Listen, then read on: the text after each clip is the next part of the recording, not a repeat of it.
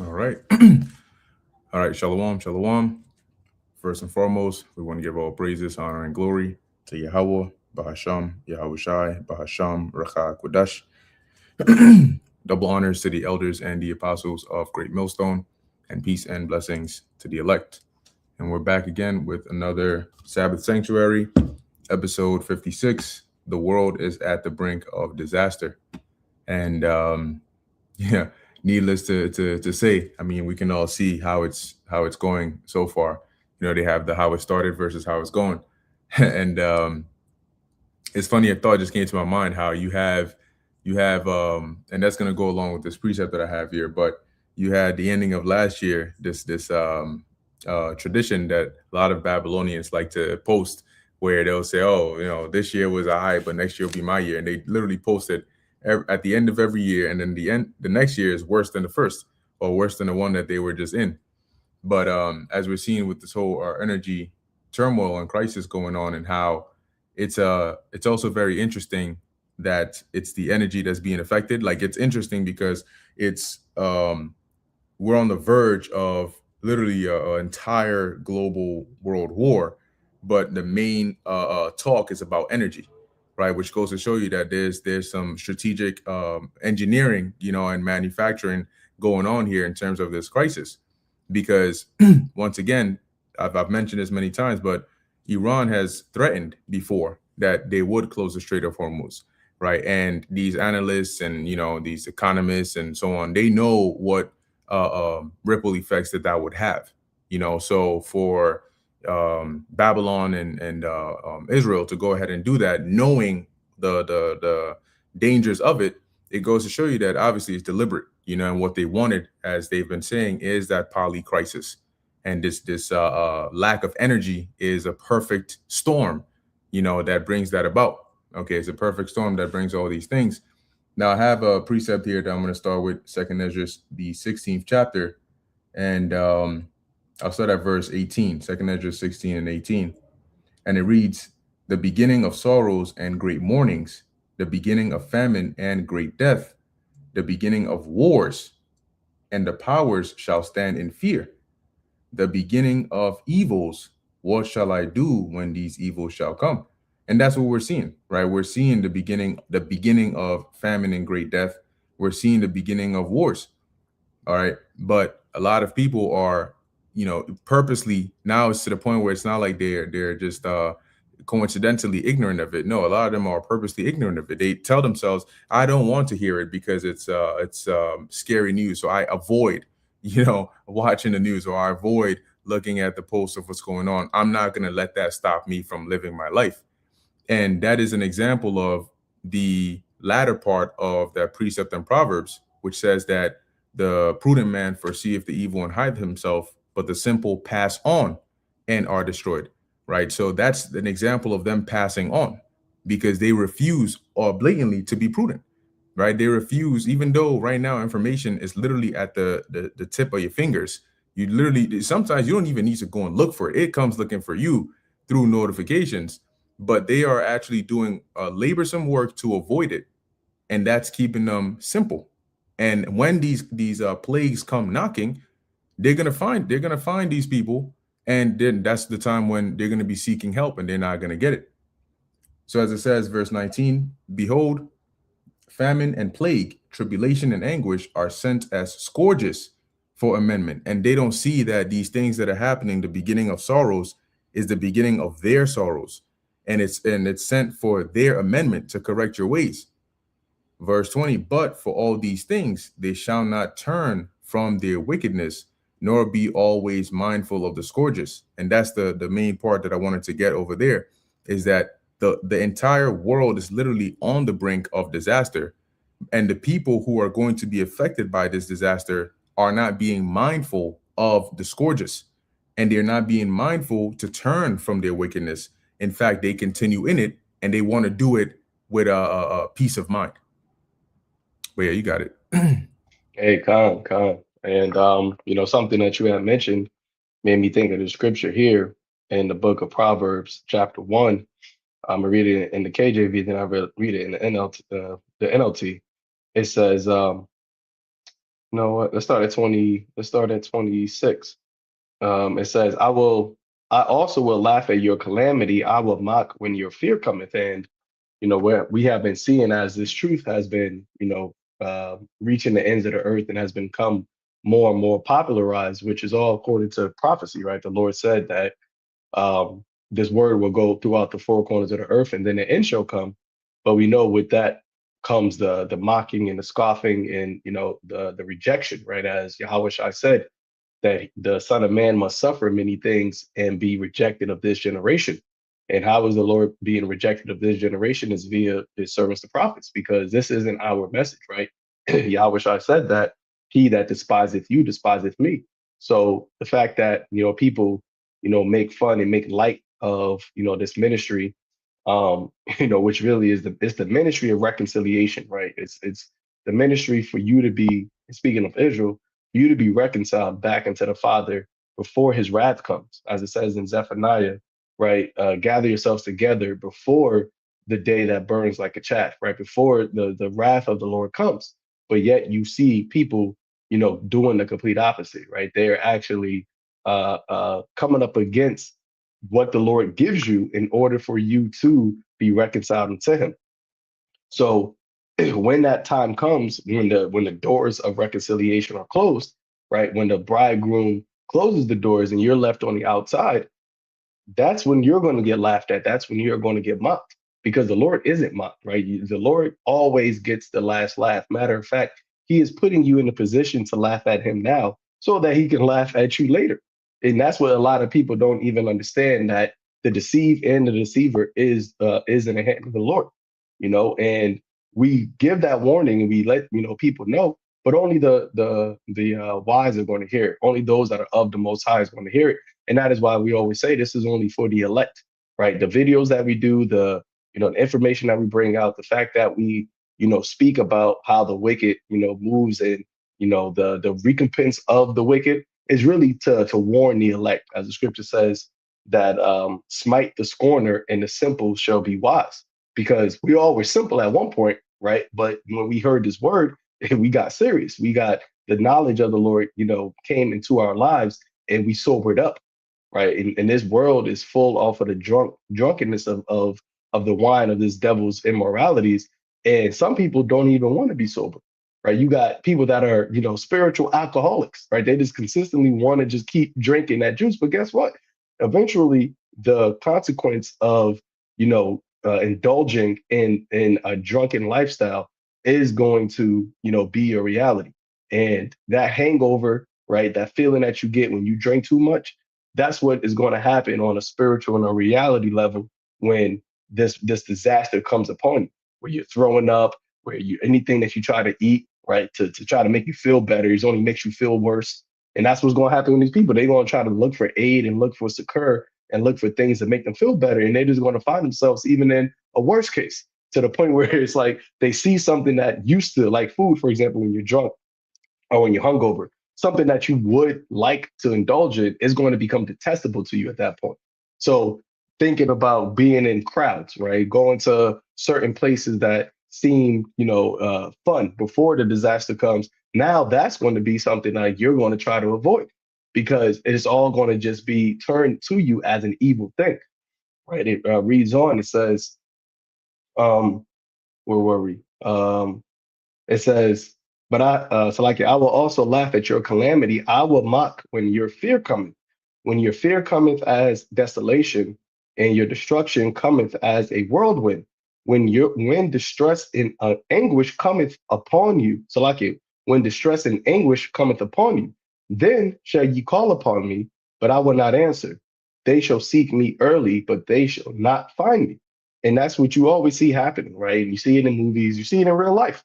When people are in a position of danger, right? Who they call? They don't call Ghostbusters, right? they don't call, and the first instinct isn't to call 911. The first thing they say is, "Oh my God, oh Jesus!" Like that's just an instantaneous thing that comes to people's mind because they're looking for a power that is stronger than them, something, divine intervention to get them out of this, dire situation that they're in.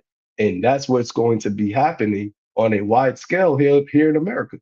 Because everybody has their comforts, right? They have um, their gods that they put their trust in, and that all of that is going to be exhausted, whether it be your money, right? That's you're gonna find that to be of no avail. Whether it be your so-called community and the people that you have around you, they're all the scripture tells you that friends are going to fight each other like enemies, right? That a man should have no pity upon his neighbor.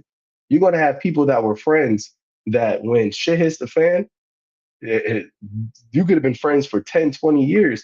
But guess what? When there's a limited supply of food and your so-called friend needs to feed their 2-year-old child, to you, to them, you're of no your life is worthless to them. In their mind, my child is going to be worth your life, and they will easily, give you up in order to try to feed their child. But then it's going to get to a point where they're even going to eat their own children, because when it's between you or the child, and as brothers always going into, when you reach a point of starvation, you become primitive, right? You become in a mindset to where, oh, now it's a survival of the fittest. Now it's I gotta preserve myself, and whatever the cost of that is, it doesn't matter. And people are not equipped to be disciplined, right? The scriptures talks about how incontinency is going to grow. Okay. And you see how that will easily happen in especially here in America. It's not like Gaza where people look alike and they have the same shared values. So they all going through this carnage and everything, but they got the same beliefs. They have the same core values. So they can somewhat, band together and say, we're going to ride this out together. Here in Babylon, the person literally next to you can worship a different God, look different, have different political values, right? Everything is confused. And that's why this place is going to be easily broken. And the minds of people are going to be so easily, divided. Um, verse Salakia, verse 29. For that they hated knowledge and did not choose the fear of the Lord, right? Because they looked at the fear of the Lord to be of no avail. I believe in the book of Malachi, it talks about the proud, being happy, and they say that it is a vain thing to serve the Lord. That's the mindset that you have of people right now. They look at fearing the Lord as like, oh, why would I do that? What's the benefit of that? What's the value of you know ordering my life according to the ways of the Most High? That I don't get no money from that. There's no personal achievements from that. There's no possessions to be gained from fearing choosing to serve the Lord. So what's the point of doing that? I could be out here making money. I could be out here slinging my rod and effing girls, right? That's the mindset of Jake. But it's because what their God is their belly. But what does that scripture says about that? Their end is destruction, and people don't understand the end of a thing. They don't have foresight or to be able to see, beyond the physical, beyond what's right in front of them, and that's ultimately because they don't have the spirit of Yahweh Bashim Yahushai resting upon them. Right? Reading on, it says that they would none of my counsel. They despised all my reproof. And how has they done that? By once again mocking the prophets, scoffing at the word that the prophets coming out with, making fun of them, laughing at the comedy comics like what's that guy's name? Fat nigga. Can't think of his, you know what I'm talking about. Drewski. Drewski, yeah, the water. Drewski, right? The other nigga that was talking about the Hebrew Israelites, all they do is just speak about knowledge. Like, what the fuck I'm gonna do with knowledge, right?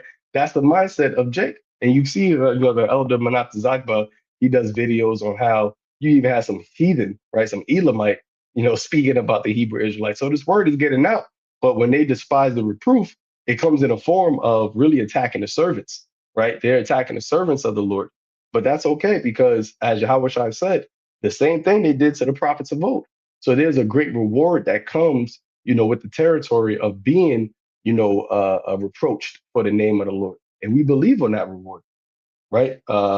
Verse 31, therefore shall they eat of the fruit of their own way and be filled with their own devices. For the turning away of the simple shall slay them, and the prosperity of fools shall destroy them. Now I want to read those two in the NLT. It says, therefore they must eat the bitter fruit of living their own way. Right? There's a bitterness that is attached to the pleasures of the flesh. And once you swallow it down and once it's in your stomach, see the bitterness of the truth, it actually produces a peaceful, a fruit, a peaceful outcome. But the bitterness of, the flesh is only what? It's like the wormwood. It's gall. It's only going to just turn your stomach. It's going to ruin your insides. But because it's easy, that's low hanging fruit that you can just eat and grab. You think that, okay, I'm just going to live this lifestyle. But as Yahweh Shah said, broad is the way that leadeth unto destruction. Verse 32, it says, it says, therefore they must eat the bitter fruit of living their own way, choking on their own schemes. For simpletons turn away from me to death. Fools are destroyed by their own complacency. And that is what you see, right now in this world, right? People are complacent, even though all of the red flashing signals is all over the earth right now, showing you that this isn't a time to be complacent, not a time to be, willfully ignorant, but yet they rather be complacent. And what is going to be the outcome of that? You're going to be destroyed from that complacency. You're going to be, go into death because you turn away right from the words that can lead you to life.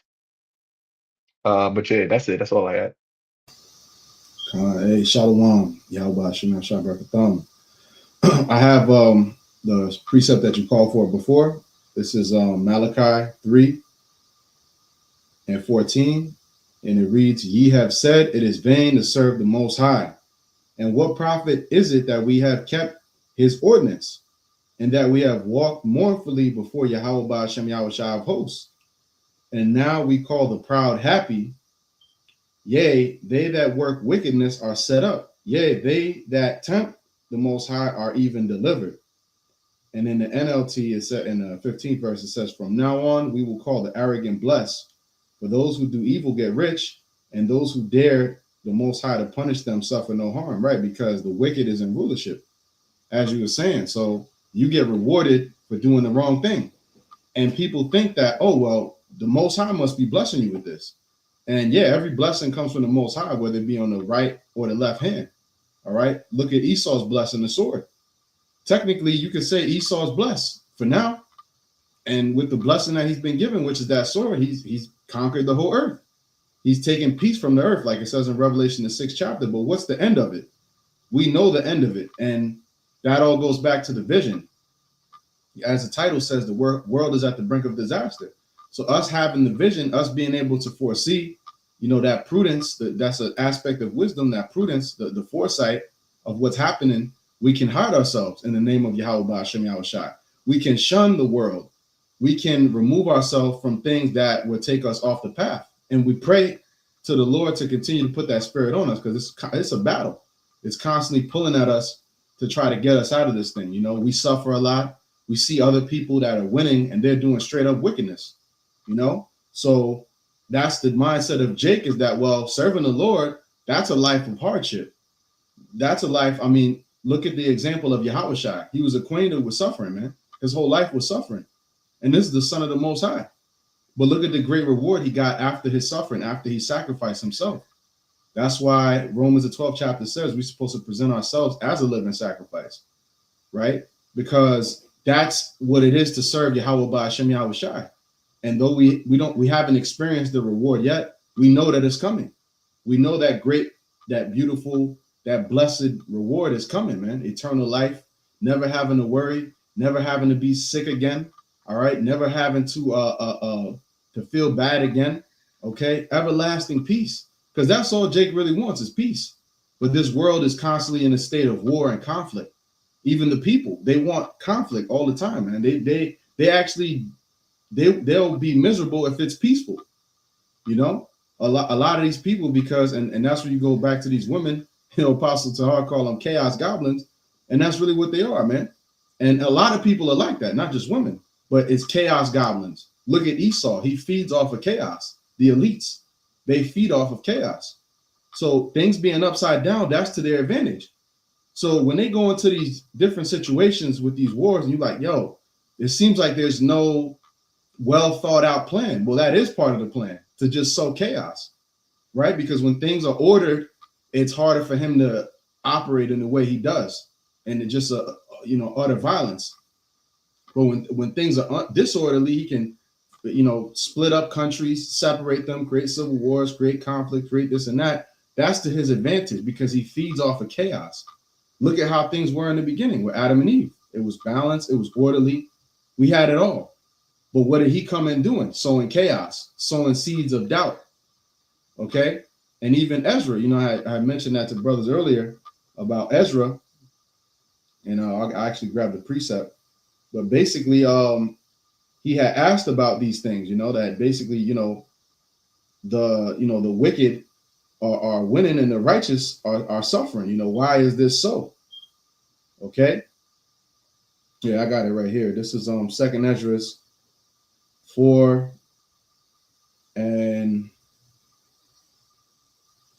I'll read 26. Then answered he me and said, the more thou searchest, the more thou shalt marvel, for the world hasteth fast to pass away. This is over 2,000 years ago. He's saying that the world hasted fast. So you see, the way that the heavenly realm looks at time is way different than us, because to us, Ezra had to go through different generations of being reincarnated. We had to go through many different times of coming back over and over and over again, right? But at this time, in the time of Ezra, it was said what? That the world hasted fast to pass away. And it said, and cannot comprehend the things that are promised to the righteous in time to come. Right. This world cannot comprehend that. That's why it's given unto wickedness. Because to them, this is all fairy tales and nonsense that we believe in. All right. And it's made to be like that. It's a stumbling block. Believing in the truth, believing in unseen powers. We haven't seen and we don't want to see the Heavenly Father because that's a terrible, scary sight. But we haven't seen Yahweh. We haven't seen Yahweh Shai, right? But we felt His Spirit. It's just like the wind. The wind bloweth where it listeth. So although we haven't seen Yahweh and Yahweh Shai, we have felt their spirit, and we've seen different signs that they've given us to show us that He exists. All right, He is. All right, and His Son Yahweh Shai is. Okay, but it says here. 2nd Ezra 4:27, and cannot comprehend the things that are promised to the righteous in time to come, for this world is full of unrighteousness and infirmities, and that's what we have right now, unrighteousness, man. And people are accustomed to it at this point. People think that this is how life should be. This is normal to people. Wickedness and evil is normalized. People just say, well, that's just how the world is, and the spirit that the Lord put upon us is like, no, we don't just accept that that's how the world is. So what do? Through the Spirit of the Lord, we present ourselves as a living sacrifice, and we prophesy of the end of this world, which the Lord commanded us to do. We come against this world. Shalom. We come against this world because we want to see it end. We don't want to see it continue on. We don't want to see, just basically accepting the bare minimum. That's what people do. In their complacency, they accept all types of things, man. Things that we don't accept. We know we have to go through it for now, but our mind is not sitting here saying, well, yeah, I'm going to be here for the rest of my life just suffering, and I'm going to have to just prepare my seeds after me so that they can suffer just like I did. We don't want to accept that. That's not our mindset. We're not accepting the bare minimum. The Lord put it on our mind where we have a high expectation because that's a promise of the Lord. It's not because we're puffed up and we think, we're holier than now or that we deserve something. At the end of the day, we know the Lord promised it through His word. He promised that there's going to be a kingdom. There's a promise of protection. There's a promise of peace. There's a promise of everything your heart desires and righteousness. So that's why we believe in it. And the Lord gave us the gift of faith. All right, but it says 2nd Ezra 4:28, but as concerning the things whereof thou askest me, I will tell thee, for the evil is sown, but the destruction thereof is not yet come. Because that's all we've seen for the most part. Solomon had his short 40 years of peace. All right, you had King David's reign, where even that was tumultuous, though. It was ups and downs. All right. So there's been way more time of wickedness than there has been of righteousness and peace. The evil has been sown, right? But the destruction has not come of it yet. So people think that, well, if you do wickedness, you get rewarded for it. So that's what people want to do. All right. It says, for the grain of the evil seed hath been sown in the heart of Adam from the beginning. And that's where it begun, with the transgression of Eve and Adam following after his wife. And where did that originate from? The serpent. Okay. And the same thing is playing out now. Look at Esau Edom. Look at how he is beguiling our people with his philosophy, with his technology, with his wickedness. All right. The whole world is wandering after the beast. Okay. Which is this system. All right. NATO, the EU, America. That's the beast system. The social, political, economic, this is all that has been for people. And that's all they can see. They can't see past this system. All right. But the Lord gave us a special gift to where we can see beyond it. And we see the end of it coming. All right. And it says, and how much ungodliness hath it brought up into this time? And how much shall it yet bring forth until the time of threshing come? Okay. And basically, I'm going to jump down a bit, but it says, 35th verse, this is the point I wanted. Did not the souls also of the righteous ask question of these things in their chambers, saying, how long shall I hope on this fashion? When cometh the fruit of the floor of our reward? Because this world has been given to evil. When you read a lot of David's Psalms, he's talking about evildoers, men that's coming against the Lord, men that's coming against the men that serve the Lord. And a lot of those are very spiritual too, all right, because David had a foot on the neck of his enemies, all right? But yet, a lot of the Psalms, when you read it, very much so applies to now as well, all right, and the things that we go through now. So those are timeless songs, spiritual exhortation and comfort. All right. So that when we read it, it's like, yo, this is all playing out right now. Evildoers compassing us about, all the things that's going on. You see, so the righteous, the men of old that were righteous, they also desire the same things that we desire, which is, when is the reward coming? All right. And now to see this world on the brink, this world falling, this world finally coming to an end. All right. Esau being in dire straits. Okay. Which that's ironic, because the whole conflict is over the Strait of Hormuz. Okay. Because a strait is a position of difficulty, and also it can mean a narrow passage. Right. So it says what in the book of Job? That he will be in dire straits. But that was it on that. Y'all got it. Hey, kind of have a quick little article I see here. It says from Zero Hedge, Philippines declare state of emergency as energy crisis looms. Matter of fact, let me see if I can pull this up just to read a little bit, because as the title reads, the world is at the brink of disaster. And that goes straight into prophecy, as the Lord said, woe unto the world and them that dwell therein. So, although, we focus obviously because the main disaster and the main destruction is going to be here in Babylon the Great. But remember, the Lord is visiting the earth, right, that he made.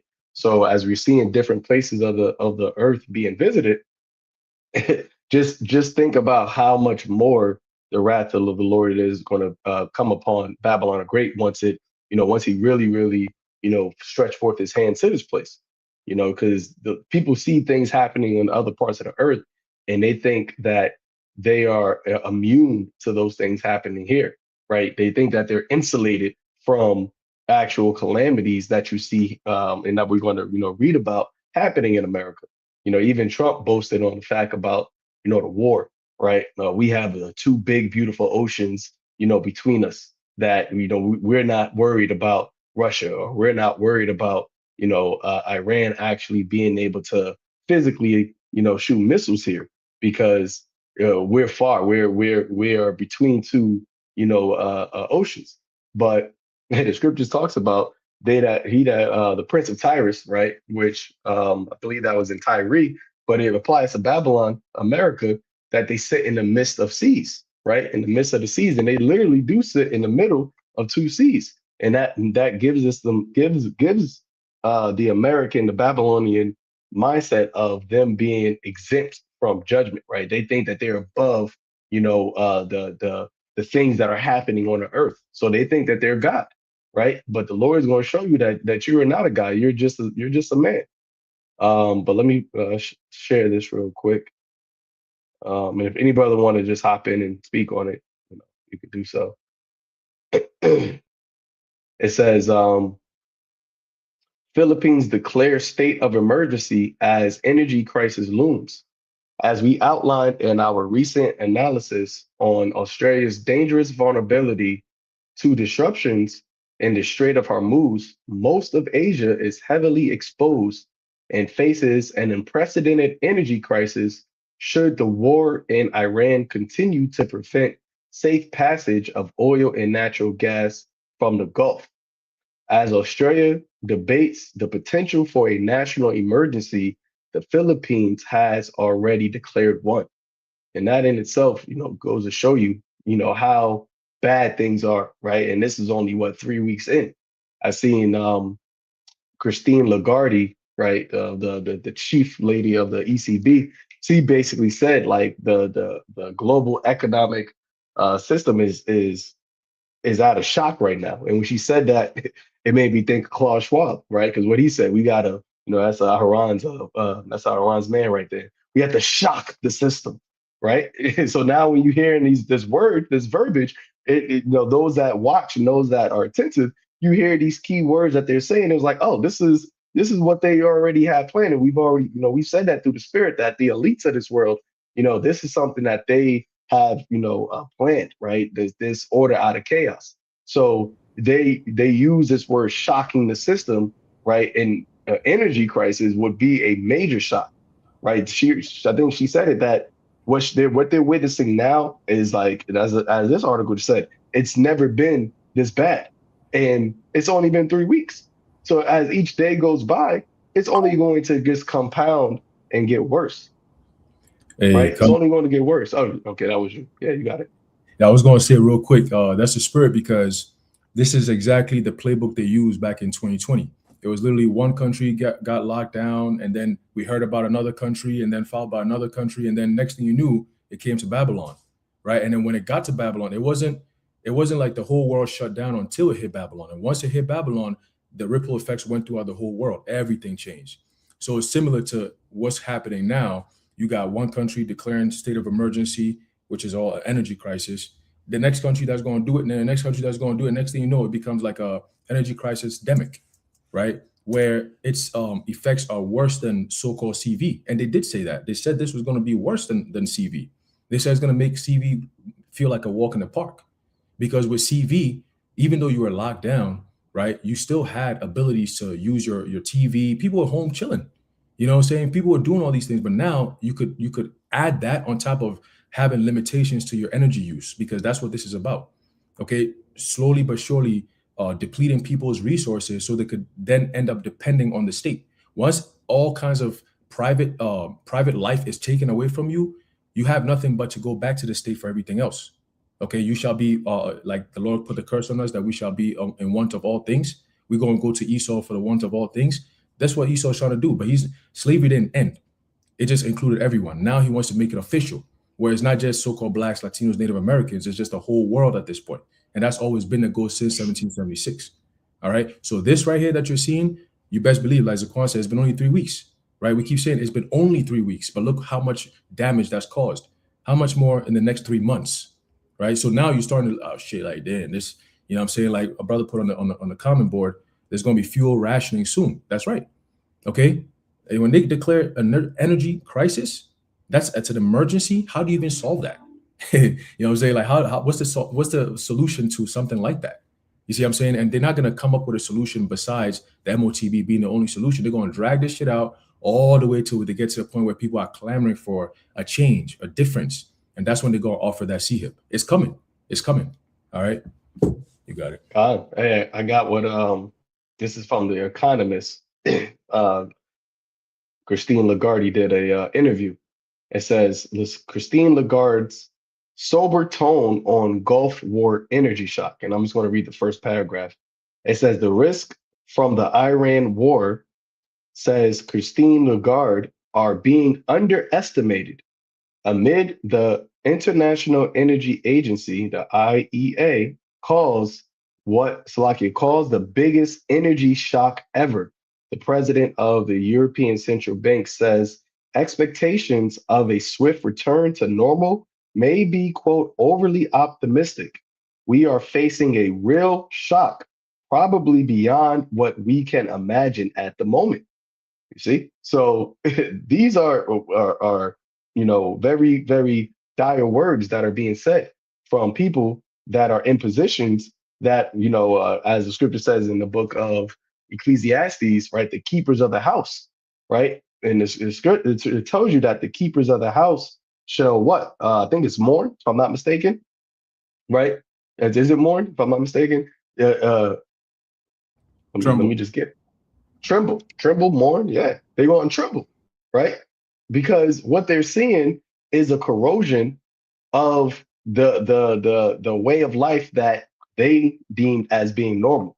Now, whether or not certain of these keepers are insiders, and they have a little bit more of a understanding of what the actual elites are doing, that remains to be seen. Who knows what?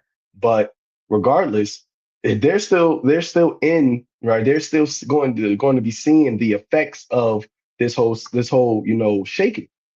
All right. And they're not going to really be, you see, they could be a little bit, might be a little more insulated, right? They may have, energy. When this energy crisis happen, they may direct their cities, or if they got bunkers, they go to their bunkers, but they may direct their cities to divert energy to where they live, right? Or the sections of society where they're at, while everybody else, has rolling blackouts or have just pitch blackouts. And that's going to cause a lot of, second Ezra, the 15th chapter to happen, where they should have no regard for their kings or princes.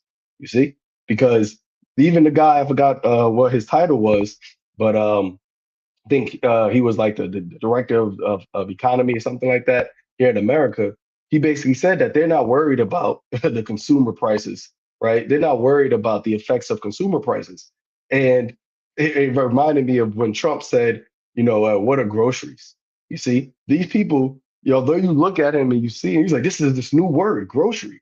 Like, although you see him and he's a man, the way that they live is completely separate. That's why they call the so-called 1%, right? They live a completely different type of life than majority of other people.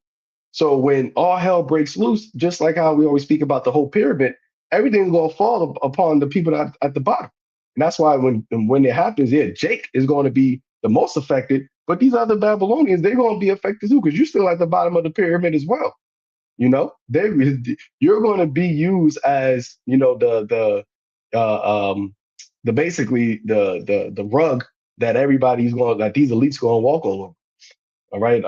But yeah, going back here, it says this week, Philippine President Fernandez Marcos Jr. signed Executive Order number 110, declaring a state of national emergency as a targeted measure focused on the energy sector in response to disruptions from the ongoing U.S.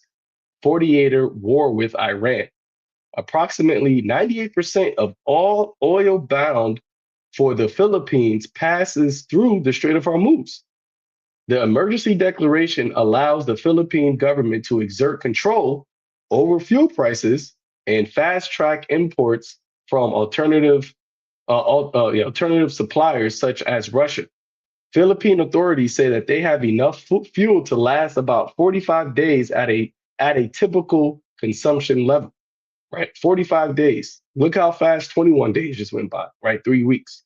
So they have about, 45, which would be like 6 weeks, a little bit over 6 weeks left of fuel.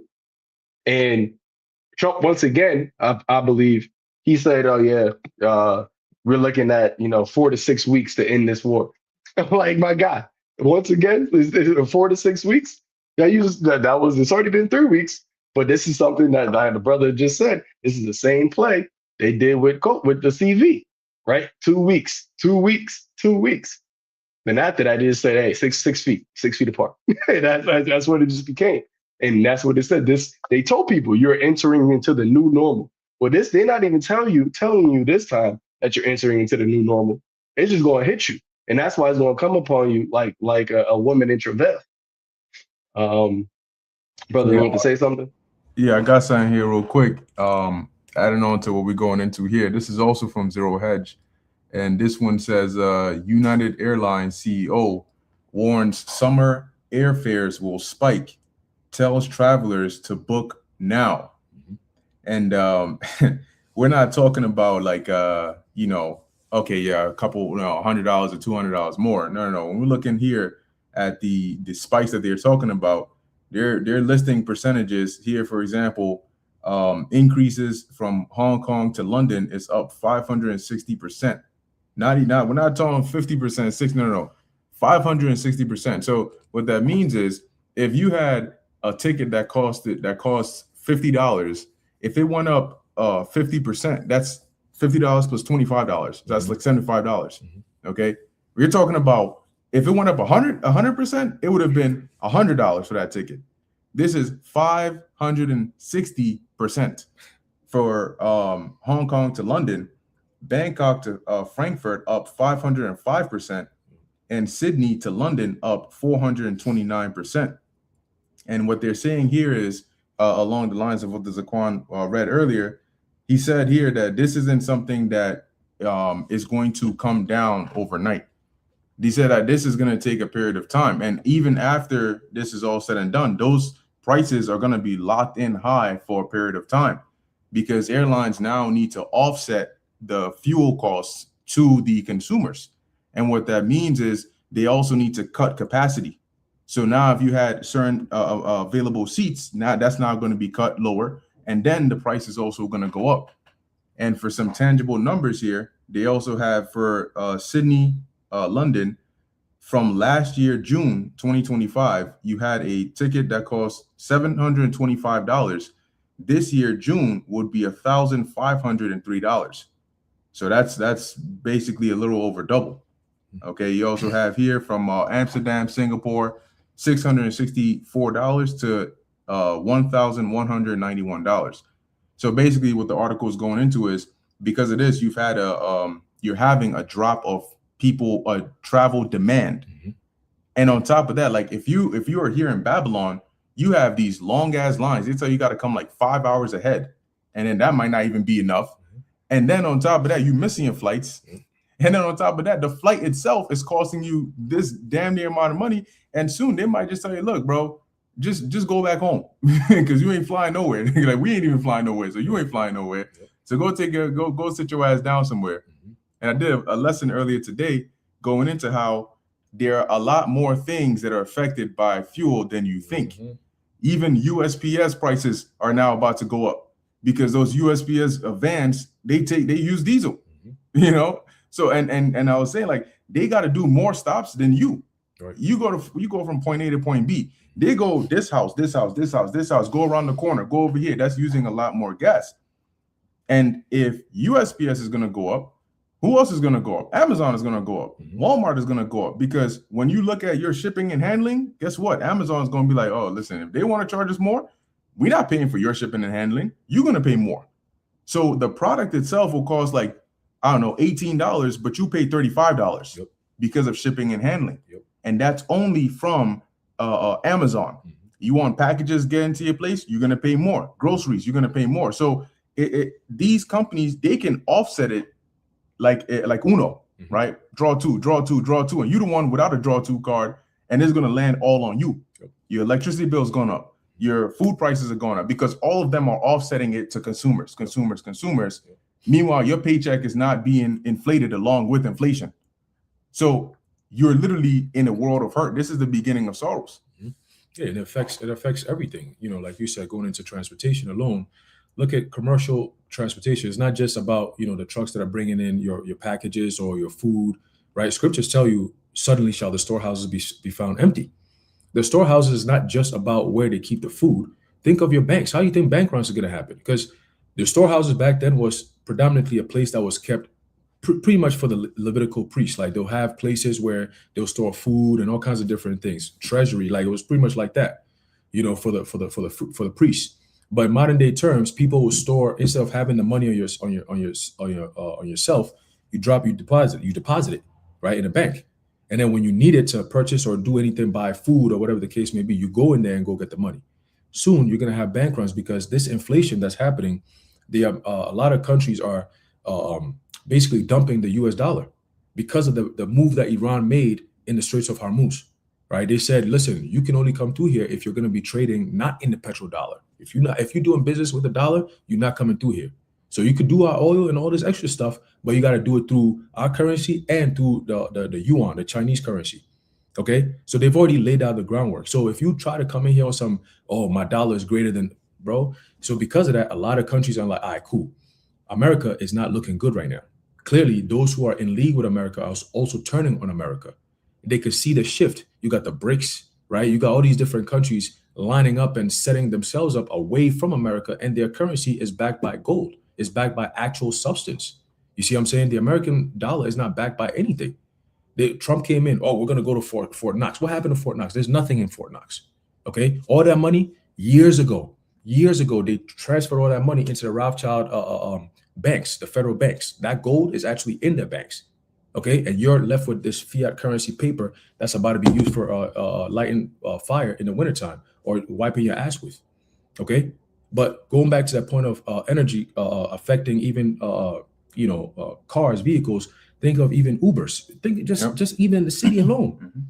That's going to be a problem. Even drivers it's going to be hard to come by because niggas ain't going to want to go out there to work. It's like, how much money are you going to make from picking up this customer? The same amount of money you're going to be using for gas, right? So it's like it defeats the purpose. Like you're wasting more money working to make less, right? It's like, okay, well, what I'm putting in is not yielding what I should be getting back. People are going to be like, fuck this Uber shit. I'm not doing this shit. Why would I do this?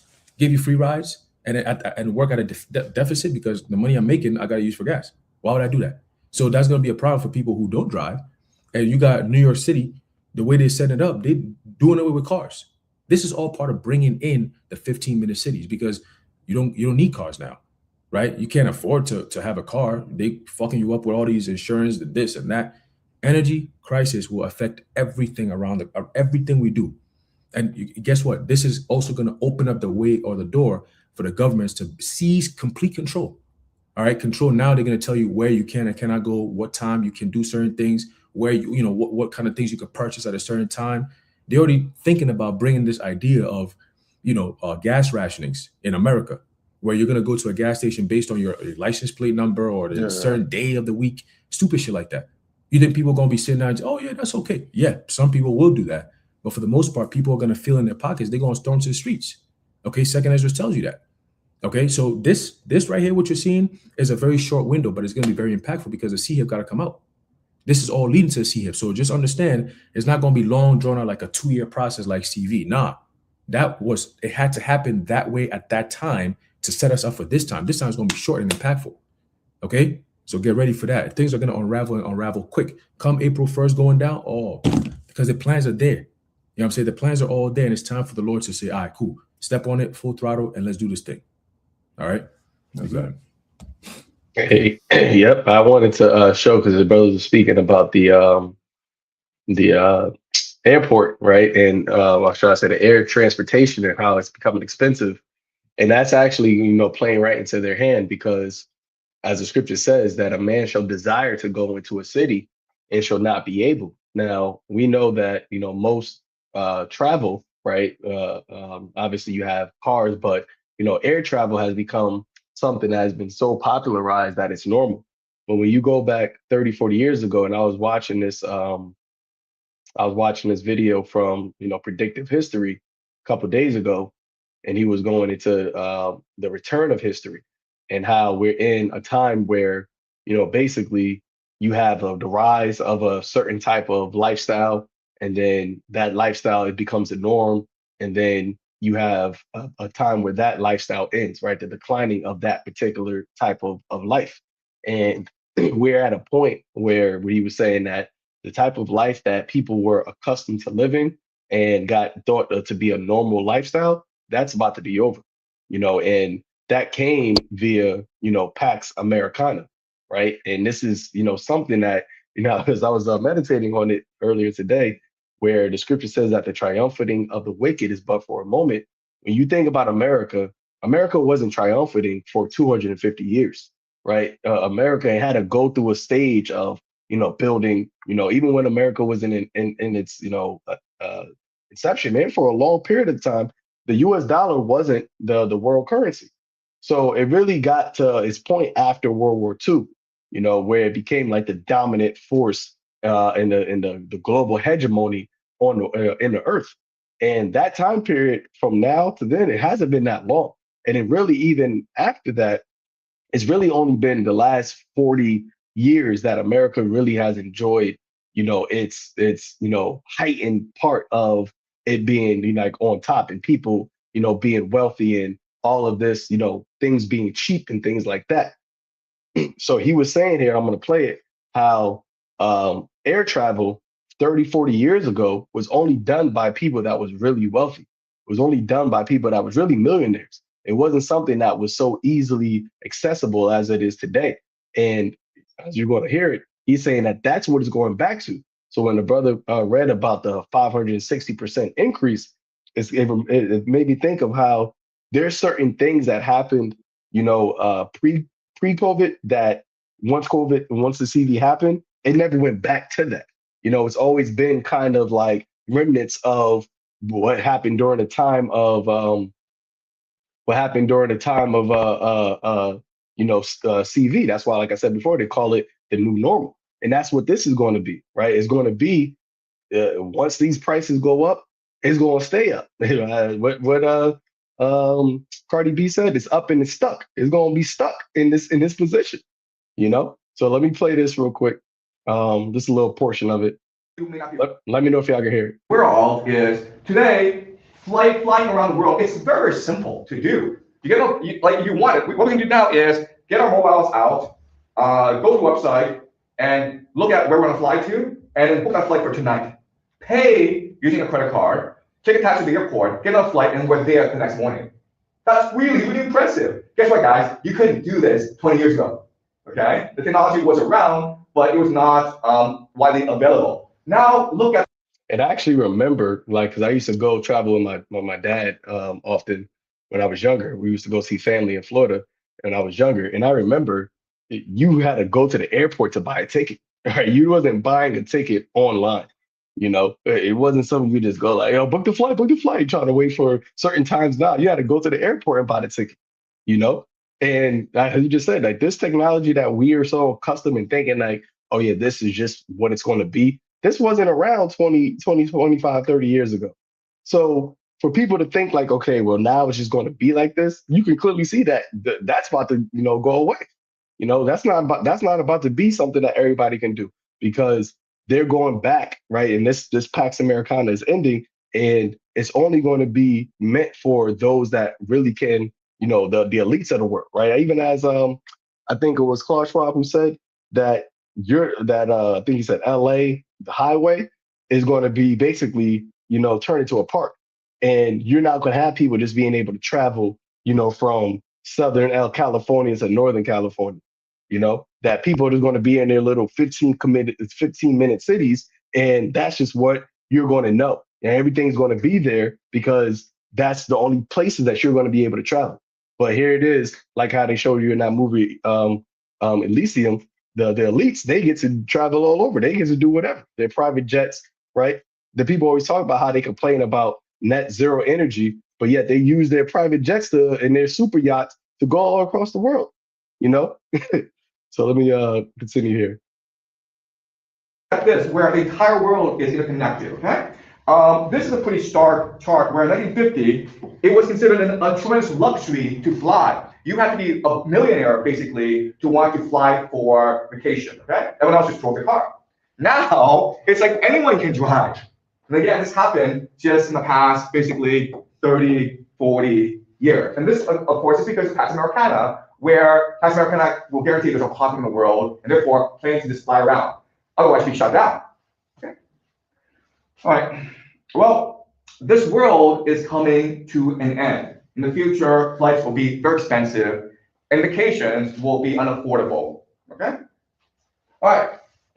So that's basically it, right? Like you just said, this world is coming to an end, right? In the future is now, right? He's not talking about, he might be trying to scale out to 10, 20 years, but the Lord said he's going to make a speedy riddance, man, and he's going to shorten these days. So the fact that you're already seeing, these things taking place while things are getting more expensive right now, it's only going to be, exponentially more expensive. That's why you got guys like Bill Gates and Jeff Bezos and all these guys with they're multi-billionaires. So even if a flight does become $1 million, right, to them, that's not going to be nothing. Let's say even if it's $2,000, let's say that's not $1 million. Let's say it costs a flight $2,000. Most people to go to DR right now, it could cost you $300, right, round trip. That same flight costs $2,000. Ain't nobody going to DR because you're gonna remember, this shit used to be $2,000. It's something so like this shit used to be $300. Now it's 2,000. Yeah, all the passport bros, yeah, that's gonna be done, man. If you ain't become a passport bro now, it's over. That time's done. You're gonna be stuck with these ragamuffins out here. But yeah, y'all got it. Hey, no more liberty to gather abroad. No more of the creature comforts. And this is like showing you that they're going to eliminate that class of people in America that has been able to enjoy certain things. And it ties into a lot of different aspects of American life and society. That this is the American mindset. We're going to be on top forever. Nobody can touch us. We're going to be the shit, blah, blah, blah. People, it's a status symbol to travel. People look at it as a status symbol. So when that shit gets cut off and these people are stuck with the miserable life that they have in whatever state they at, yeah, that's when you're gonna see. And on top of it, you can't even drive nowhere. Never mind traveling to another country, because people run away from their miserable lives here in the States. That's what they do. So they go to other states to travel, and you're not even going to be able to go, a few miles away without paying a premium, let alone food. Then you ain't gonna be worried about a vacation. You're gonna be worried about how you're gonna eat. Y'all got it. Yeah, Khan, I got a precept here. Since you mentioned that, this is Isaiah 32:9. Rise up, and it emphasizes women here. But if in society today women are lamenting for the teats, guess what? It's applying to men too. It's just women are more loud about it. So this is Isaiah 32:9. Rise up, ye women that are at ease. Hear my voice, ye careless daughters. Give ear unto my speech, right? And a lot of people today are in that careless mindset. They think that, it's going to be as it is. It's like you have some people that throw a fit at an airport because they didn't do the research ahead of time to find out how high prices went or whatever the policy changes were. So it says here, many days and years shall ye be troubled, ye careless women. For the vintage shall fail, the gathering shall not come. Tremble, ye women that are at ease, and be troubled, ye careless ones. Strip you and make you bare, and gird sackcloth upon your loins. They shall lament for the teats, for the pleasant fields, for the fruitful vine. Because in the ancient world, the vine, the gathering, that was like the good time, right? The crops are coming in.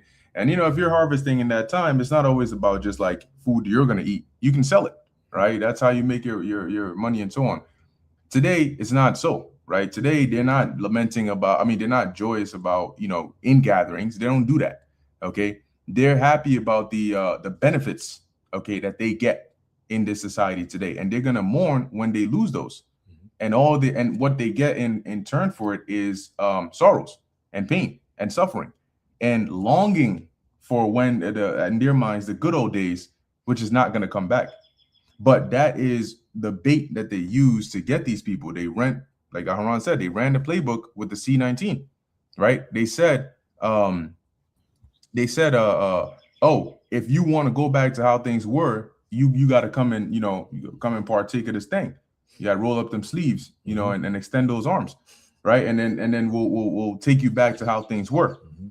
And that hasn't been the case. All you got was things that are even worse. Yep. You got an illusion of how things were, but that's exactly what they do. And so, like I think his name is Professor Zhang, said in his video, which he's been, he knows a couple of stuff on there, because he even mentioned in one of the interviews he did with Nima on Dialogue Works that ultimately he mentioned in there the whole Iran war and eschatological. Yeah, the eschatological stuff. And then he mentioned the C-hip. Mm-hmm. He mentioned ultimately the way you keep them under control after you reduce them is you gotta C-hip them. Now, of all things, why mention that?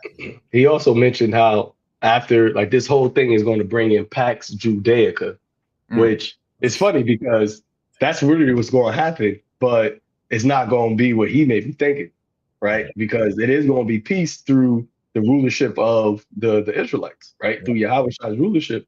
But he said that the world is going to be centered basically around Israel, you know? And I don't know if he's thinking them small hats over there, but you got another thing coming if that's what you're thinking. That's it. But no, exactly. He did say that because he said the reason they're doing all this is because of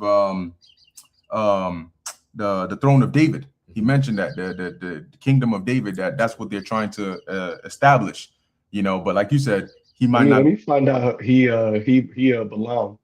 Oh yeah, hey, you never know. Because he got popular real quick amongst the Israelites. Came up out of nowhere. Yep. That's a good point right there. Hey, we on to you. But I got here, Professor J. But I got a precept, another one here. This is Ezekiel 7:5. It says, "Thus saith the Lord Yahweh, an evil and only evil, behold, is come." And what we're seeing is evil. Okay, we're seeing the evil manifest itself. It's not going to get better because the Lord said only evil. Okay, that and evil is a bad time. That's why you're seeing all of these things, and it's hilarious that these Babylonians, and not just them, but mainly them, they went from, you know what, it looks evil now, but I'm sure it's going to be fine. You first tell them about the evil forecast. They say it's not going to happen in my time. I don't got to worry about that. Then it gets closer and they say, oh, you know what? No, we got to stay positive. It's going to be fine. And then it gets so bad that they say, I don't even want to hear it anymore. You know, just don't even tell me. So they do everything but face the truth of reality. And then what's going to happen is reality is going to come and face them. You don't want to go outside? It's going to come inside. Every time. You know, it's going to come sit right next to you and sup with you, okay, with pain and, like how Shai said, the beginning of sorrows. Verse 6, the end, it's like an end is come, the end is come, it watcheth for thee, behold, it is come. The end is watching for you, okay? So as much as people don't realize this is about you, it's very much about you. These things aren't happening because that's just the way the world works. And you know what? It's just happening. It just happens to be world events that are happening and it has nothing to do with you. No. This is exactly about you. All you single wicked individuals that are destined for judgment, all of this that's happening, the energy crisis, the war with Iran, it's all really to bring judgment to you. And that's what people fail to realize. And you know when you're going to realize it? When the judgment lands back on you. You wondering how is a conflict that started in California now affecting you and you in New York somewhere? Because it was always meant to affect you, but it needed to start somewhere and eventually work its way over there to where you at. Yeah, that's it. I got a quick question. There's a book of Psalm chapter 89, verse 32. It says, "Then will I visit their transgression with the rod and their iniquity with stripes." Right? So that's that ass whooping that people about to begin. You think ice kicking people in the teeth in Minneapolis is a problem? You wait till you got IDF soldiers, all right, masquerading as regular police officers or, you know, UN troops or whatever the case may be, coming in here and wilding out in UJ communities, man. Okay, that's what's coming. Remember, there's no new thing under the sun. Remember when Herod made that decree to go slay all the male-born children under the year of 2 years and younger? What happened? Scriptures tell you that Rachel was lamenting, right? And and she would not be, basically she wasn't comforted because the children are not, right? That's how you're gonna have a lot of these Israelite women. The northern tribe women, you could imagine them crying because their children being snatched away from them, right? You could imagine how people are going to have to sacrifice their young ones because of this energy crisis stuff. This is also going to bring in famines. With famines, you're going to see cannibalism, right? Oh, today we shall eat your child and tomorrow we eat mine. That type of shit is going to be happening too. Okay. And you don't put it past these women to start playing around like that. They're going to do it. Okay. They're going to do it. They'll snatch up your child right now and then start cooking them up for the family to eat. You see what I'm saying? So it's embedded in them. Plus you got social media. These people are sick, man. Okay. They're sick. And once something picks up, It just keeps on going. But that's all part of that's why the judgment is going to have to come down in this place. The Lord said what? He said what? And it says, and their iniquity with stripes. Iniquity, meaning every wickedness that you've done, it compiles. Whether we see it or not, it compiles. The Lord sees it. And when he brings that judgment, it's over with, man. Ain't no remedy, man. Okay, it's a time of judgment. It's a time, like a specific time set for judgment. So if you find yourself in that time, on the wrong side of that time, you know what's coming, man. You know, there's an old saying that says, basically, like, history is from the perspective of the one who had the victory. victors, yep. Yeah, right. So we're gonna be given a narrative, a different narrative after the Lord is done with this place, because we're gonna have the victory. So we're gonna be the ones to actually tell it, the real story, how it actually happened, so it never happens again. If you leave it to these niggas, they're gonna distort it just like they're doing now. Niggas, we've been on YouTube for how many years? And you still got niggas who don't know the difference between IUIC, ISUPK, GM. They don't know the difference. This is all the Hebrew Israelites did this, all the Hebrew Israelites did that. They don't know the difference. So how much more, if something is so evident in your face, you can't tell the difference, how much more things that you can't see that's coming? Okay, you hear the warning, you can't tell the difference. Oh, is this good or is it bad? Like, you're seeing it happen in front of you. Oh, like you said, oh, no, I know it's fine. Let's stay positive, you know, until it happens. Why do they keep saying let's stay positive? Because they want to stay in their wickedness, man. Okay, they want to stay being wicked. They don't want to see this place go away. They don't want to see their life change. As miserable as they are, that's why I always say these people are sick. As miserable as they are, they still want this place to keep on going, man. And shit is about to get worse, and they still want to keep this place going. Okay, why do you think they're going to take to see him? Because in their minds, this system is going to keep on going. If I don't make the change, I'm going to be asked out. You see, but we see it as the end. What the fuck am I going to take a chip for? For what? For just a few months and then that's it? For what, man? You know what I'm saying? And it's not like a liberty thing, like, oh, I took the chip and now I'm better. No, it restricts you in every single thing you can think of, right? It's just being pushed to you like it's a saving grace. But the reality is this is an imprisonment of your entire being. And as a matter of fact, it's so much of an imprisonment that you can't be saved once you take that C-hip. Okay? Like, this is a prison that you can't get out of. The Lord says, nah, once you take it, it's over with. And that's what's coming, man. Okay? But like I said earlier, this all leads down to the MOTB. This is literally the road to MOTB picks up now. Energy crisis and all this stuff, it picks up. You're going to see, man, everything they're going to start pitching is going to be digital. You'd be like, yo, every problem has a solution that's digital. Like, what the fuck? You see what I'm saying? Because it's the plan. And that's just going to unravel. And the more you notice it, you're going to be like, yo, bros was saying this. Yep. Because they told us. And we saw it for what it is, not what they told you it is. All right? You got it. I think Ash you have something? Yeah. I don't know if brother brought the precept in Revelation the 6th chapter, but Revelation chapter 6, verse 5 says, and when he had opened the third seal, I heard that third beast say, come and see, and I beheld, and lo, a black horse, and he that sat on him had a pair of balances in his hand, and I heard a voice in the midst of the four beasts say, a measure of wheat for a penny, and 3 measures of barley for a penny, and see thou hurt not the oil and the wine. And I'm listening to brothers talk about how, this event is going to have to disrupt people's lives, and the scarcity that the Lord is bringing is what's really going to hit him. And I was reading an article about the effect of the Israeli-U.S. Iran war on other nations. And one of the things that was very striking to me was the Muslims over there, right? They have this holy day coming up, the Eid al-Fitr and the Ramadan, and they ain't a damn thing they can do about it because of what the Lord has done. You got the Israelis over there trying to hold their holy day, and they ain't a damn thing they can do because they ain't a goddamn bunkers. And this is what, the spiritual aspect of it, because what hurt not the oil and the wine. Who do you see flourishing? Who do you see being amped up and more enthusiastic and being happy and joyous as opposed to everybody else in the world? It's only people who have the truth of Yahweh Shem Yahushai. So that's why. So I was thinking, like, this may actually be talking about like food and other things, but spiritually, you can think of it like scarcity on any level. People. Even the schools, right? There was a state of emergency declared in Bangladesh or Pakistan. I'm not really sure what happened, but really all these nations over there around, India and Iran and all these people, they don't even go to school anymore. They shut down the universities or school because it costs money to transport people from where they need to go into where they need to go. And this is what the Lord is doing. That scarcity, look at that's from one thing. That's just from oil. That's not food though. That's just from oil. And look at what the Lord has done, you know.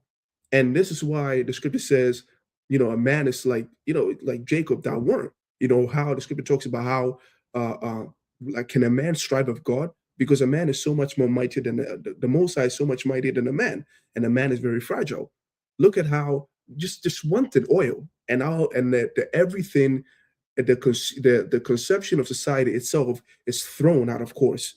That's just one thing, you know. So the Lord is very, he watched this place being built. Matter of fact, he put the spirit in man to build society the way it is. So he knows how to dismantle it like Jenga. He knows all the weak points and everything to have it all crashing down, you know. So every aspect of society is being affected negatively in this world, except for those in the spirit of Yahweh Hashem Shai, hurt not the oil and the wine, which is why we keep telling you the importance of this truth. And that's why even we know that this is in the battle of Armageddon, right? And we know the MOTB has not come to pass, but the Lord is showing us events that makes the prophecies that we've been talking about inevitable. Now, no one has any other, no one has any objection as to World War III being a possibility.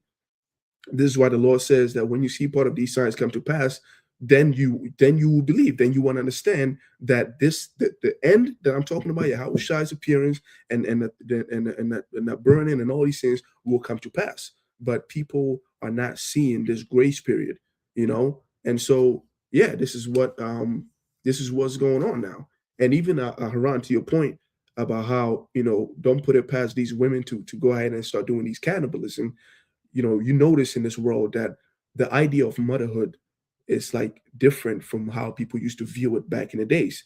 That's why it's nothing for a woman to have like 14 abortions or you know, like starve a child for like a day or two just so she could get her nails done or some shit like that, you know, or have a bunch of thugs or killers around a crib, you know, doing drugs and all that shit, knowing how that can affect each other, or be drinking, knowing how because it's nothing to them, right? The life of a child it's so far less valuable to them than it was back in the days. So when the Lord brings these things, these scarcity, believe it, bro. These bitches will be out here, you know, doing these crazy shit.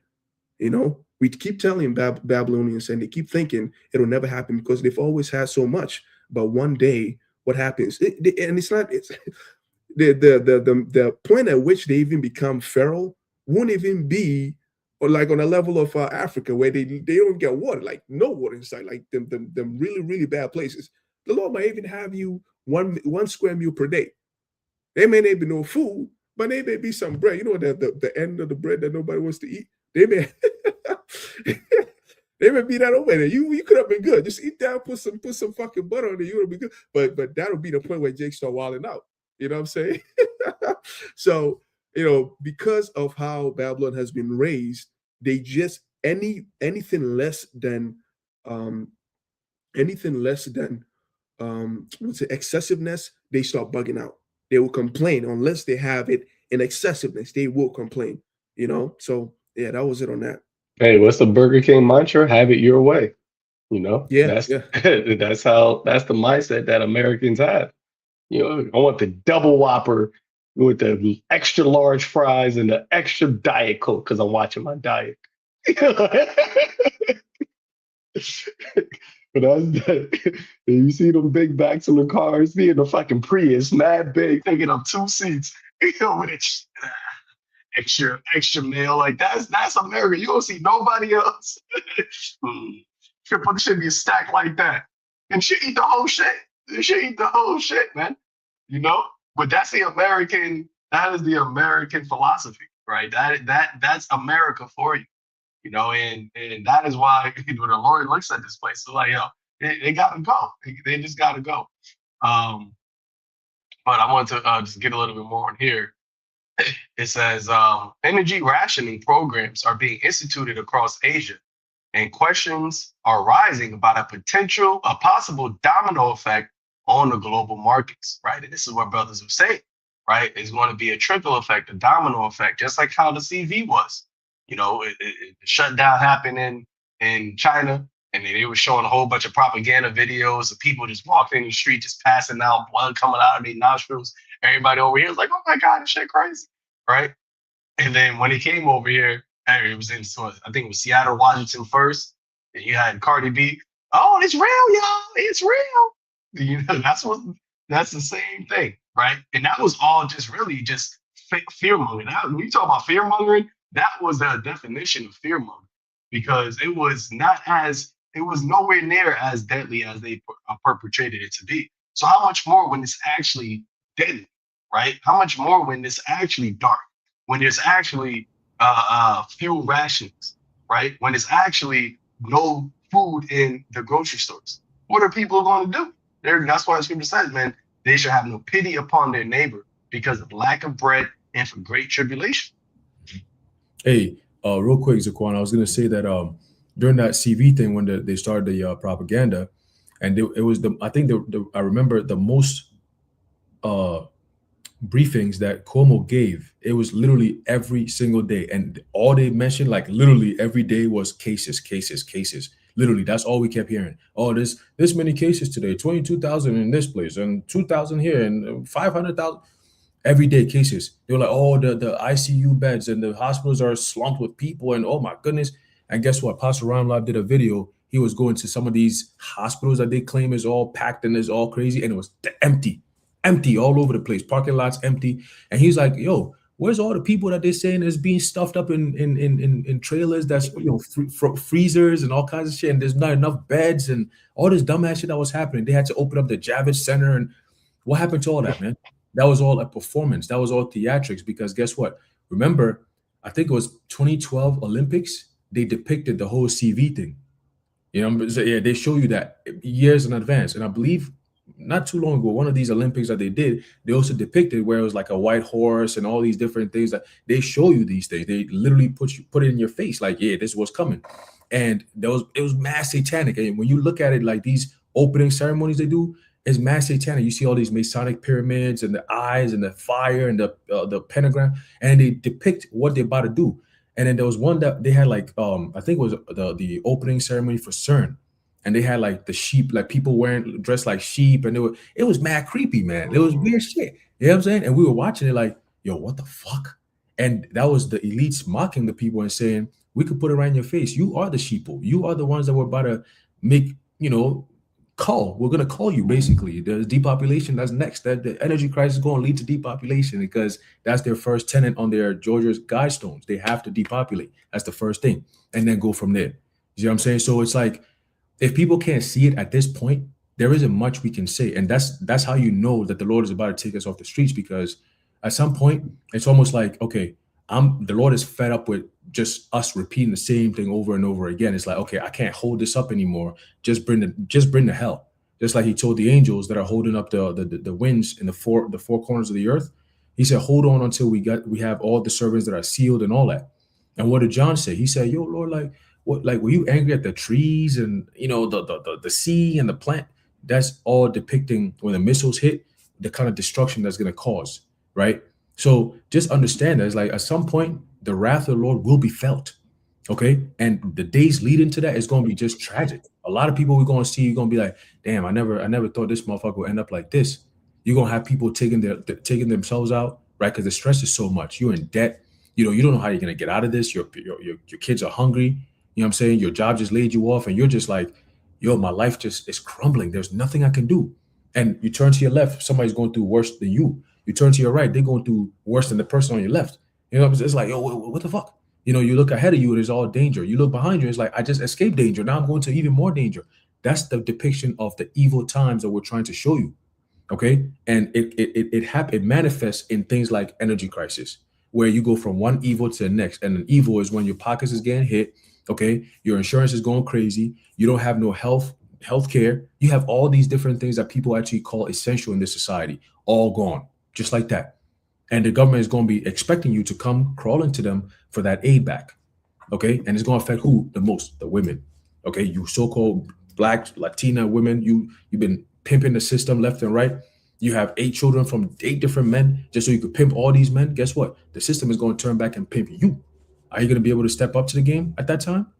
because at that time you're not going to want to go out there. Just like these women that are being deployed and drafted. Guess what happened? They gave you the bonus. You enjoyed it. There was one chick that happened to her. She got the bonus. She was chilling for like a few years, and they called her out like, "Hey, listen, it's time to pay up. You gonna have to come serve some time out here." She's crying like, "I didn't think this was gonna happen. Like, y'all gave me the money, but y'all didn't tell me I was gonna have to serve." Like, bitch, what the fuck you gave me the money for? So when it comes time, you can bring your ass up in here. You spent all the money, you're gonna have to pay us back, or you're gonna serve some time in jail, or you go to that war. Which one is it gonna be? You see what I'm saying? So a lot of these chicks thought they're going to use the military as a route to escape reality of suffering and going through the grind. Listen, man, now they finna take your ass overseas to go get grinded into powder. That's what's coming next for you women. Okay, you can't shoot a gun. You're gonna be taken out quick. Use that gun. Use that gun. Yep. And it says, I'm gonna keep reading. It says the Philippines announcement comes a day after South Korea launched a nationwide energy-saving campaign, calling on people to ride bicycles for short trips and reduce the length of showers. Now, imagine telling Babylonians that, right? When's the last time? I mean, I got a bike, but when's the last time you see like adults just out here just riding bicycles? They don't do that shit because that takes energy. That takes, you got to actually get up, ride. People ain't doing that shit, man. Right? People don't even have bicycles. I remember when people try to buy bicycles during the CV and there was a shortage on bikes. You could, people, because people, there was nowhere to drive to. So people just wanted to go out and just ride a bike around and do things, but you couldn't even go buy a bicycle. It was a low stock on that because of the supply chain, right? Because those bikes don't get produced in America. Those shits come from China, they come from Vietnam, right? They come from all these other countries, which these countries are the ones that are actually being affected right now. Remember, America is top consumerism.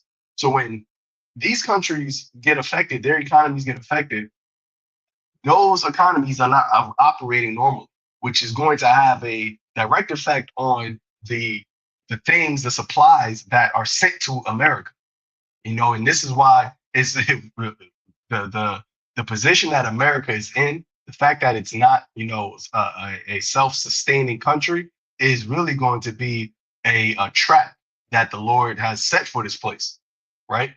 It says, where were we? And reduce the length of showers. Japan, meanwhile, said Wednesday that it would soon begin releasing oil from its emergency reserve, equivalent to a 30-day supply. Thailand and Vietnam have also asked citizens to take steps to curtail energy use. China's exposure to Iran and the Hormuz situation could be detrimental. Over 35% of the energy supplies, their energy supplies pass through the Strait of Hormuz, and 15% of their oil comes directly from Iranian wells. That said, China also has a large oil buffer with enough energy supplies to last around 4 months. The emergency declaration in the Philippines is initially set to last 1 year and serves as a tool to provide the government with more legal flexibility to respond to the crisis. Executive Order 110 enables the government to, and it goes into that. But I just seen something about this where it made me think of where it says the legal frames, right? Whatever. And I just seen that Trump just said that he's actually I have it pulled up here. It says that he is signing an order to instruct the Secretary of Homeland Security, Mark Wayne Mullen, right, which is the guy that they just put in office, interestingly enough, to immediately pay our TSA agents in order to address the emergency situation and to quickly stop the Democrat chaos at the airports. It's not an easy thing to do, but I'm going to do it. Now that's interesting, right? Because what he's basically is saying that he's going to bypass Congress and sign an executive order to have TSA get paid. And in this, he says something here. Where was it? Where is it? Blah, blah, blah. So it says, because the Democrats have recklessly created a true national crisis, I am using my authorities under the law to protect our great country as I always do. Now he's calling it a national crisis. And if he's calling it a national crisis and he's saying he's going to do something that is not quote unquote easy to do, but he's going to do it and he's going to pass by Congress, then what is he about to enact in order to be able to have the so-called powers to do this? He would have to enact a national emergency. And when you enact a national emergency, that's basically, a martial law type of scenario, and where the Congress basically doesn't have any powers anymore. All of the powers is coming from what, the executive branch. And when you even read, certain people say certain things, it's like, he's declaring himself a king, and it's happening right in front of your eyes, right in front of your faces. But they're using their same mantra: problem, reaction, solution. So they see these problems, and they're not thinking about, what these steps that he's taking and what is going to be the bigger issue. They're just thinking about the immediate so-called fix that he is doing right now.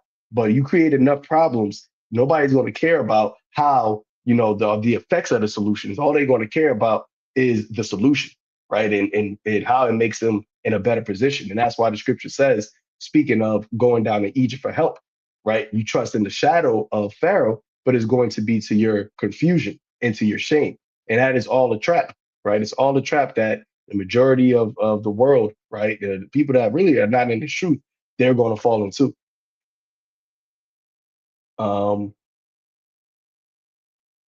Let me see if there's any more. I know we want to close it out.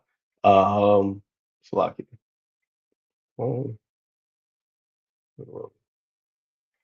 Yeah, so it says, enables the government to fast track procurement and imports of the fuel and petroleum products, and alternative suppliers exert control over fuel prices if needed to prevent excessive hikes or profiteering, ensure orderly distribution of fuel, food, medicine, and other basic goods. Orderly distribution. So this is happening over there in the Philippines and other Asian countries. And the scriptures does tell you that in the book of 2nd Esdras 16th chapter: woe be unto the Babylon in Asia, woe be unto the Egypt and Syria, right? So the woe, right, distress and anguishes is coming upon all parts of the earth. You got it, bro. Yeah, in the book of Nahum, when you read the 3rd chapter about the downfall of Assyria, which through the Spirit it applies to Babylon, it talks about how, the Lord puts out a challenge to, to draw out the water and see if you can survive the siege that the Lord is bringing against you. And that's exactly when Zaquan, you read about how they have these reserves, these oil reserves. This is like what you do against a siege. Everybody knows that the day of the Lord is inevitable. It's in the back of their mind. So that's why they have all these stores in it. That's actually one of the reasons why they also trade, right? America, for example, has a massive oil, in Alaska, but they don't like to use it. They like to just buy it from somewhere else because they like to hold on to it in case some bad shit happen. Then they can survive whatever siege is going on around the world, and that's what goes on. So they're trying to when the Lord issues a challenge and says, see if you can get rid of it. This is all going to be part of His glory. We're actually going to be telling these stories, and we're actually going to include all these details. And Babylon had like a fucking 200 million barrels of oil, and they thought they were gonna, and the Lord just did this and that, and it's gonna be a beautiful story, man. When Yahushua does it, it's gonna be, what Trump is gonna be beautiful. Yeah, it's gonna be beautiful. yeah.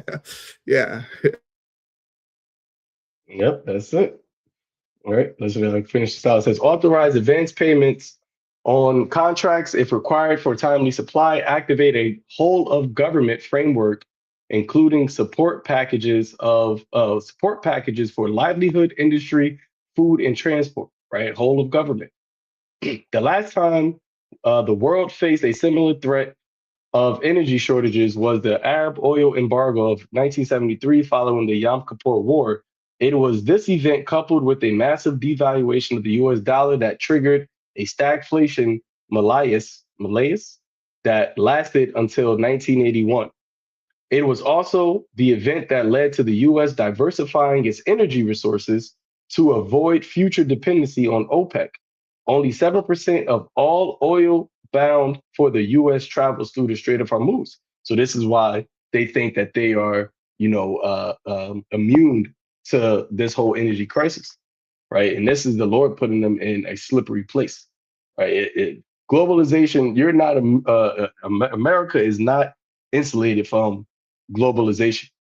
And the fact that you have people, and you hear Trump, the fact that he always has to say it, though, hey, we're going to be good. I think he said it earlier today. I thought prices of oil was going to be higher than what they are now, honestly. So he says this and people buy it. Like, oh, yeah, it's not really that bad. That's it. But wait till a couple weeks and months go by, and then it's going to just hit you like that. Remember, it tells you that because of the scourges, right? They're not always minded, they're not always mindful of the scourges. Matter of fact, I got it pulled up. Let me get it real quick. 2 Ezra 16, verse 19, it says, behold, famine and plague, tribulation and anguish are sent for scourges, are sent as scourges for amendment. But for all these things, they shall not turn from their wickedness, nor be always mindful of the scourges. And that's the mindset that you see here, right? The people are not mindful of, what is taking place. I did a video earlier today on the interview that the Fox News did in Miami with the, beachgoers, spring break. And they was asking them, what do you think about Ayatollah? He was like, what the fuck is Ayatollah? I never heard that word a day in my life. What's the most important things to you? Bitch said Starbucks. The other chick said, which bikini I want to wear. The other guy said, I'm just trying to, just knock out a bunch of women I can get. That's and these are all college age kids, right? They're on spring break, college age kids. And these, when you think of college, you think of, all right, these are the future, of America, right? The ones that are going to be taking the place of the older generation, and they're going to be in businesses and all these things. But the mindset that they have right now is like, you can clearly see that this has to be the last generation. Like, and the majority of the people they were interviewed were Edomites. So I'm just like, you're supposed to be and this is why Esau, the older Edomites, they're looking at it like, yeah, we just got to use these people for cannon fodder because their minds are just done. And that's the drunkenness that Esau has made himself drunk with, right? This whole mindset of carelessness. Now you are the product of that is this next generation, this Gen Z, Gen Alpha, Beta, whatever it is, that you can clearly see that they don't got two brain cells that they can rub together to make a coherent and a constructive thought, man. And there, as it says in the days of Noah, that's what it is. Their imagination of their heart is to do evil continually. Because the one bitch said, I'm just out here, I'm just, trying to hook up with a different guy every day. And she said, God, he asked him, well, how many days you been out here? 10 days. How many guys you ain't hooked up with? 10. And he's like, well, you know any of their names? No. And it's just no shame, no nothing. But that's why the wrath of the Lord is going to come upon us. The Lord has to act. He has to. And it's crazy that these people, like Zaquan, you said, these are college age people, and these are the same people that vote for a nigga like Mamdani because they have the ability to vote, and they ain't got no brain cells, but yet they're put in place to make decisions that governs how we live. These people are part of that shit. You see what I'm saying? So when you get a nigga like Mamdani and shit like that, then you know why niggas like Mamdani is up in there doing all this shit that they do. Eating Taco Bell on camera and shit. But this is what they do, bro. It's a clown show. And it's all it's showing you, like Zaquan, you said, if this is the representation of America in the next few generations, then you know that America is done. Because the last so-called staple of America, or what America was known to be like, is what you see as Trump. Okay, that's the last form of a pure American, like a red-blooded American man. Like that's a Trump nigga. He thinks he has the power. He's the epitome of an Edomite man. You know what I'm saying? He looks down on everyone. Scriptures tell you like his look was more stout than his fellows. He has that energy. So it's the same way as the average American. That's why they push this whole MAGA shit. All these so-called white men that are voting for Trump and all that shit, and then you got Jakes that are trying to look like they're white, so now they vote for all this dumbass shit, man. It was all carefully engineered and orchestrated to come to this very point, where people can't really make real decisions that will govern them. You got kids running around at spring break, and they're being interviewed, and they have no idea what the hell is going on. So it's easy for Esau to say, okay, we got them. Subversion has definitely worked. They're not teaching them nothing that's important in school. You know what I'm saying? Now we could just put them in work. That shit ain't no more work. So guess what? AI gonna take over, robots gonna take over, and just put their asses in the draft the ass, take them to the military, let them go blow themselves up or some shit. You know, Yeah, that's you have Melania Trump walking out with the robot in the White House talking about, oh, this is going to be your future educators. So they're showing you right there, like, yeah, the kids are going to be being taught by robots, man. It's completely true. I'm gonna finish it up here, and then unless I got something we can close it. It says, behold, 2 Ezra 16, verse 21. Behold, victuals shall be so good cheap upon earth that they think themselves to be in good case. And even then shall evils grow upon the earth, sword, famine, and great confusion. For many of them that dwell on the earth shall perish of famine, and the other that escape the hunger shall the sword destroy.